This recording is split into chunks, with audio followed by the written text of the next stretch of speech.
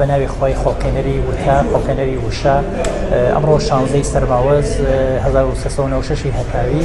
لە شاری بانا فستیڤاڵی چیرۆک بۆ ماوەی 3 ڕۆژ لە هەموو ئەهلی قەڵەم و هیزر و ئەندیشە و خێرەوی هەموو ئێران لە فارسەوە لە کوردەوە لە هەر هەموویانەوە دەست پێ ئەکات وە بۆ ماوەی 3 ڕۆژ بەردەوامە بێت.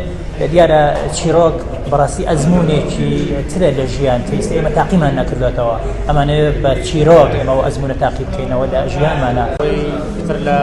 25 ساڵەکە لە بواری چیرۆک و چیرۆک نووسیدا کار دەکەم لە 11 خولی فستیواڵی چیرۆکی بانەدا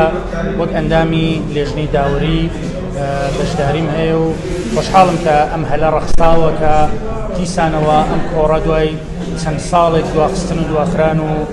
داخستن دیسانەوە پێک بێتەوە. دیارە فستیواڵی چیرۆکی بانە نەک یەکێک لە گەورەترین فستیواڵەکانی چیرۆکی کوردیە بەهۆی ئەوەی کە فستیواڵێکی 11 خول بەڕێوە دەچێت دیارە توانوێتی جێگە و پێگەیەکی تایبەت بۆ خۆی لە نێو خەڵکی ئەم شارە و لە نێو نووسەران و لە نێو قەڵەمەدەستاندا بکاتەوە هاوکات لەگەڵ ئەوە لە کۆی وڵاتی ئێراندا ئەلان وەک فستیواڵێکی محتەبەری چیرۆک نووسی دەناسرێت لە تەواوی شوێنەکانی ئێرانەوە چیرۆک نووسە بە ئەزمونەکان دێن لەم فستیواڵەدا بەشداری دەکەن. ئەوەی کە خەڵک دێن بۆ بیستنی چیرۆکەکان پێم وایە خۆی لە خۆیدا ڕووداوێکی زۆر گەورە و جێی سەرنجە.